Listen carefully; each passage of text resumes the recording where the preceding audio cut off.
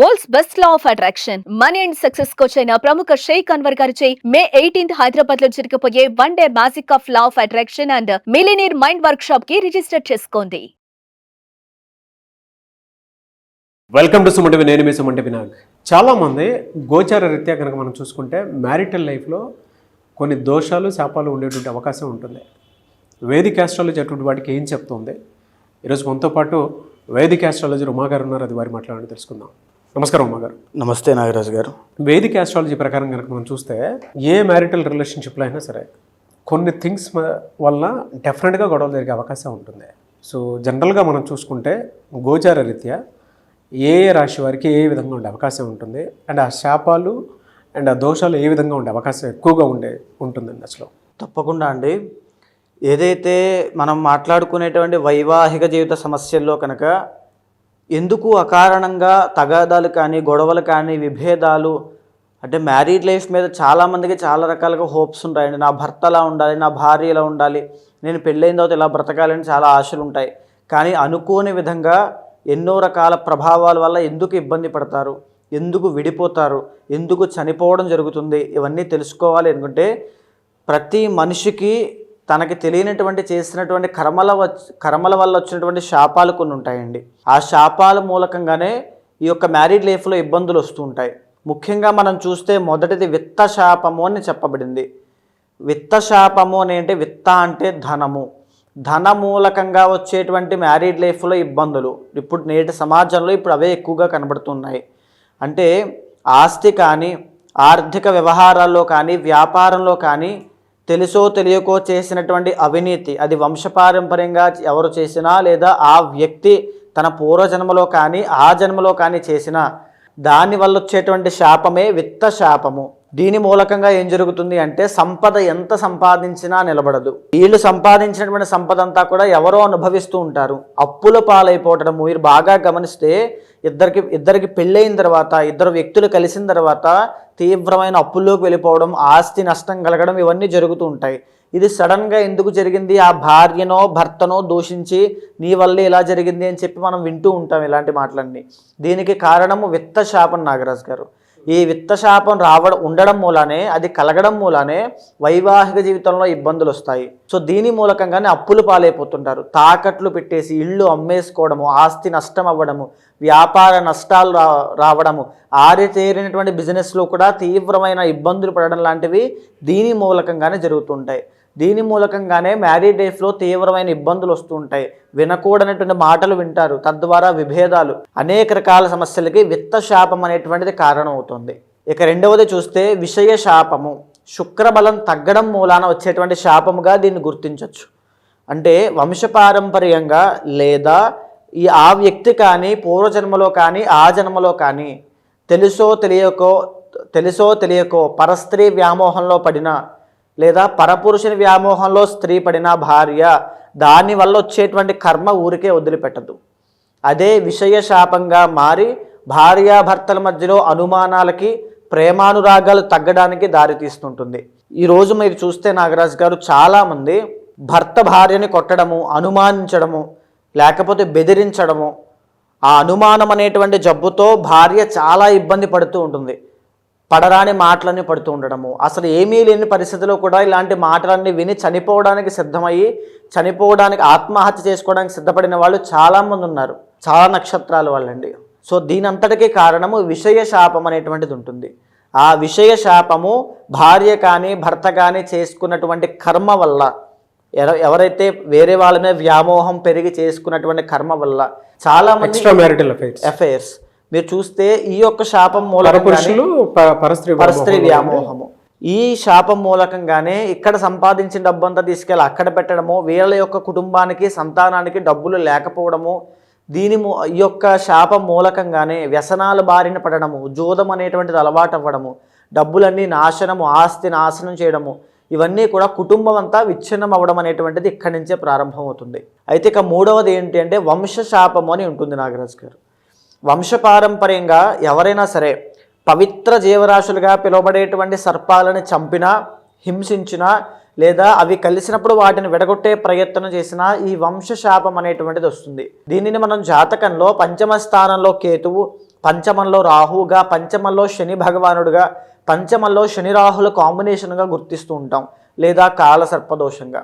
దీని మూలకంగా ఏం జరుగుతుందంటే సంతానము కలగకపోవడము, మిస్క్యారీ అవ్వడము, పుట్టినటువంటి సంతానము బాల అరిష్టంతో జన్మించడము, మాటలు సరిగ్గా రాకపోవడము, ఇంకా చైతన్యం రాకపోవడము, అవిజ్ఞానం రాకపోవడము, విద్యలో అభివృద్ధి లేకపోవడము, చిన్న వయసు నుంచి ఆరోగ్య సమస్యలు, వ్యసనాలు, జోదరిలాగా అయిపోవడము, తల్లిదండ్రుల మాట వినకపోవడము, తద్వారా వచ్చేటువంటి మ్యారీడ్ లైఫ్లో ఇబ్బందులు, ఇవన్నీ కూడా ఈ వంశశాపం మూలకంగా వస్తుంటాయి. ఈ వంశశాపం అనేటువంటిది చాలా తీవ్రమైందండి. ఒక ఇంటి యొక్క శాంతిని మొత్తాన్ని భంగం చేసేస్తుంది.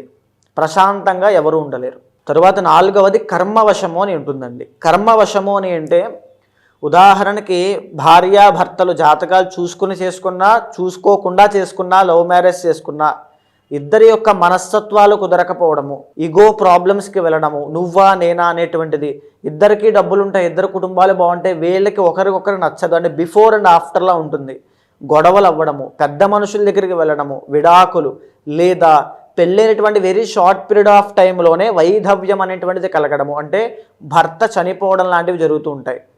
సో దీన్ని అష్టమ స్థానంలో ఉండేటువంటి కుజుడు కుజదోషంగా, కర్కోటక అనేటువంటి కాలసర్పదోషంగా గుర్తించవచ్చు. అష్టమ స్థానంలో రాహు, ఈ యొక్క కేతు ప్రభావం వల్ల ఈ యొక్క కర్మవశం అనేటువంటిది ఎవరికైతే ఉంటుందో వాళ్ళు ప్రశాంతంగా ఉండలేరు. Within 1 year తిరగకుండానే విడిపోతుంటారు.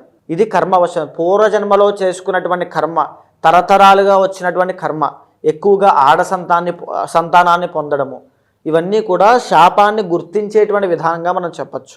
అయితే ఈ యొక్క కర్మశాపాన్ని ఇంకా మనం గుర్తించాలి అంటే భార్యాభర్తలు దూరం అవ్వడం అండి. ఐదర్ భార్యకి యాక్సిడెంటే దూరం అయినా, తీవ్రమైనటువంటి ఆరోగ్య సమస్య చిన్న వయసులో పెళ్ళైన తరువాత వచ్చి దూరమైనా, భర్తకి ఆరోగ్య సమస్య వచ్చి దూరమైనా, యాక్సిడెంట్స్ ప్రమాదంలో గురై దూరమైనా, ఎలాగైనా సరే వాళ్ళిద్దరూ కలిసి ఉండడం అనేటువంటిది జరగదు. డివోర్స్ అయినా అవుతారు, డివోర్స్ అయినా, విడిపోవడమైనా, పెద్ద మనుషులు, తగాదాలు, కేసులు, కోర్టు, ఈ యొక్క సెటిల్మెంట్లు, ఇవన్నీ కూడా కర్మవశంలోకి వస్తాయి నాగరాజ్ గారు. సో అంటే మీరు చెప్పిన దాని ప్రకారం కనుక మనం చూస్తే కర్కాటక రాశి వారికి జనరల్గా అంటే ఎలాంటి దోషాలు, శాపాలు ఉండేటువంటి అవకాశం ఉంటుందండి వైఫ్ అండ్ హస్బెండ్లో? ఇప్పుడు మనం ఏదైతే శాపాల గురించి మనం మాట్లాడుకున్నామో అండి, దాంట్లో కర్కాటక రాశి వాళ్ళకి విత్త శాపము, ఇంకా చెప్పాలి అంటే కర్మవశం అనేటువంటిది చాలా తీవ్రంగా ఉంటుంది. మీరు చూస్తే పుష్యమి నక్షత్రం వాళ్ళు కానీ, ఆశ్లేష నక్షత్రం వాళ్ళు కానీ కర్కాటక రాశికి సంబంధించి ఈ యొక్క మ్యారీడ్ లైఫ్లో ఇష్యూస్ అనేవి చాలా ఎక్కువగా ఫేస్ చేయడము, అసంతృప్తికి లోనవ్వడము, లేదా చాలా కేసెస్లో ఈ కర్మవశం అనేటువంటి శాపం మూలాన పెళ్ళైన తర్వాత తీవ్రమైన హెల్త్ ఇష్యూస్ కానీ, యాక్సిడెంట్స్లో మరణము చెందడం కానీ జరిగే అవకాశాలు ఎక్కువగా ఉంటాయి. సో అందరికని నేను చెప్పట్లేదు, కర్మవశం ఉన్నటువంటి జాతకంలో అండి. తర్వాత ఏమిటి అంటే ఈ కర్మవశం మూలానే విత్త శాపం మూలా కూడా పెళ్ళైన తరువాత భర్త లేదా భార్య ఇద్దరి యొక్క ఆర్థిక సమస్యలు చాలా డౌన్ అయిపోతాయండి. జాబ్ పోవడము, వ్యాపారంలో నష్టాలు, చాలామందికి పెద్దవాళ్ళకి కూడా పదవీ యోగాలన్నీ పోవడము. మీరు చూస్తే చాలామందికి కర్మవశం మూలానే పెళ్ళయిన తరువాత అప్పటిదాకా ఉన్నటువంటి పదవులు పోతాయి, డబ్బులు పోతాయి, వ్యాపారం క్లోజ్ చేయాల్సిన పరిస్థితి, డీఫేమ్ అవ్వడము, ఎలిగేషన్స్ రావడము, డీపాపులర్ అవ్వడము, సడన్గా అన్నీ కూడా ఇబ్బందులన్నీ కలుగుతూ ఉంటాయి. ఇది కర్మవశం వల్ల కలుగుతూ ఉంటాయండి. తరువాత విత్తశాపం అనేటువంటి దానివల్ల ఏంటి అంటే ఎక్కడ డబ్బులు పెడితే అక్కడ నష్టం. డబ్బులు వస్తాయి, నిలబడవు, విపరీతంగా లాస్ అయిపోతూనే ఉంటాయి, బయటికి చెప్పుకోలేరు, ఏం జరుగుతుందో తెలియదు, ఎంత బాధపడినా ఎవరు అర్థం చేసుకోలేరు, బయటికి అంటే చెప్పుకోవడానికి చాలా పేరుంటుంది, చాలా గౌరవం ఉంటుంది, కానీ డబ్బులు ఉండవు. ఈ పరిస్థితి చాలా హీనమైనటువంటిదండి. అంటే చెప్పుకోవడానికి, కనిపించడానికి చాలా గంభీరం, కానీ లోపల ఏమీ డబ్బులు ఉండవు. తరువాత చెప్పాలి అంటే the original 7th and 8th lord Shani అవుతారు. కాబట్టి ఎంత గొప్ప స్థాయిలో ఉండేటువంటి వాళ్ళు చిన్న చిన్న ఎంప్లాయీ పొజిషన్కి వచ్చేయడమో, ఏదో చిన్న జాబ్ దొరికితే చాలే అనేటువంటి పొజిషన్కి వచ్చేయడమో, లేదా అష్టమ స్థానాన్ని సూచన చేస్తుంది. కాబట్టి పెళ్ళయిన తరువాత భార్య లేదా భర్త యొక్క మరణము అనేటువంటిది, ఇవన్నీ కూడా విడిపోవడము. అండ్ ఇంకా చెప్పాలి అంటే నాగరాజు గారు సంతానం కలుగుతారు. సంతానం కలిగిన తర్వాత ఇలాంటి ఇష్యూస్ అనేవి స్టార్ట్ అవుతాయి. పిల్లలు అటు ఒక పిల్లలు భార్య దగ్గర, ఒక పిల్లలు అంటే ఒక పిల్లలు తండ్రి దగ్గర, ఒక పిల్లలు తల్లి దగ్గర ఇలా ఉండిపోవడము, ఇలాంటి అర్ధాంతరంగా మిగిలిపోయేటువంటి ఫ్యామిలీగా కర్మవశం మూలానే కలుగుతూ ఉంటుంది నాగరాజు గారు. ఎలా అండి అంటే ఇలా ఉన్నప్పుడు రెమెడీస్ ఏ విధంగా ఉంటాయి అటువంటి వాటికి?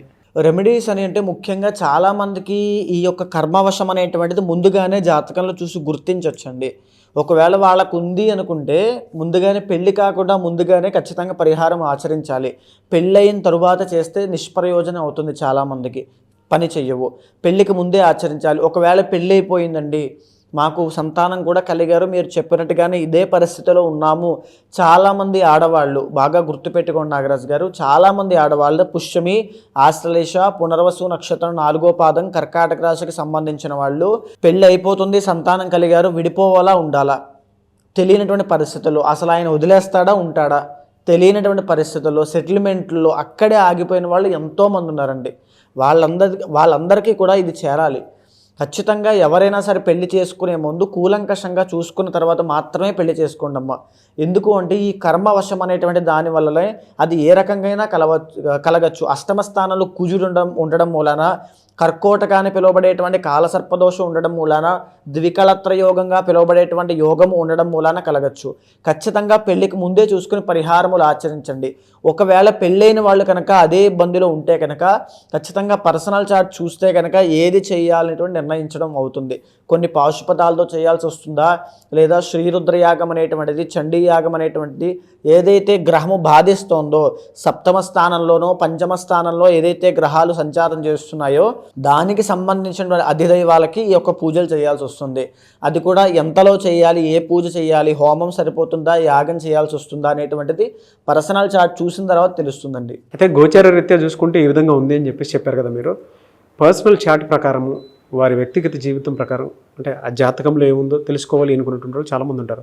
ఈ దోషంలో ఉన్నారా లేదా అనేటువంటి దానికి మిమ్మల్ని అప్రోచ్ అవ్వాలి అంటే ప్రాసెస్ ఏంటండి? తప్పకుండా అండి. ఇప్పుడు మనం మాట్లాడుకునేటువంటి అంశం అంతా కూడా ఈ యొక్క జ్యోతిష శాస్త్ర పరంగా ఏదైతే శాపాలు చెప్పబడ్డాయో అది రాశిరీత్యా ఒక డిఫాల్ట్ బ్లూ ప్రింట్లా మనం మాట్లాడుకున్నాము.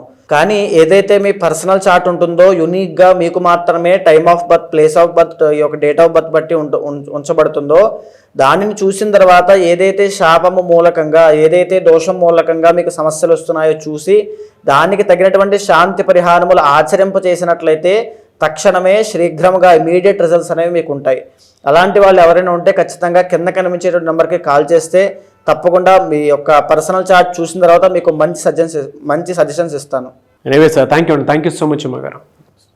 చూసారు కదండి వీడియో. ఈ వీడియోపై మీ అభిప్రాయాన్ని కమెంట్ బాక్స్లో పోస్ట్ చేయండి. ముఖ్యంగా మీరు కనుక మీ వ్యక్తిగత జాతకం ప్రకారం ఏ విధంగా ఉంది ఏంటని జాగ్రత్తలు పడి, ఈవెన్ వైఫ్ అండ్ హస్బెండ్ రిలేషన్షిప్లో ఉన్నా, లేదు అని అంటే జనరల్గా కెరీర్ పాయింట్లో చూసినప్పుడు మీ వ్యక్తిగత జాతకం ప్రకారం ఏ విధంగా ఉండే అవకాశం ఉంటుందని మీరు తెలుసుకోవాలనుకున్నా కూడా స్క్రీన్ మీద ఉమా గారి కాంటాక్ట్ నెంబర్ కనిపిస్తుంది. దాన్ని మీరు కాల్ ఆర్ మెసేజ్ వాట్సాప్ చేసి మీరు డెఫినెట్గా అపాయింట్మెంట్ బుక్ చేసుకోవచ్చు. అండ్ ఈ వీడియో లైక్ చేయండి, షేర్ మాత్రం తప్పకుండా చేయండి. ఇలాంటి మరిన్ని వీడియోస్ కోసం మా ఛానల్ ఫాలో అవ్వండి. Thank you.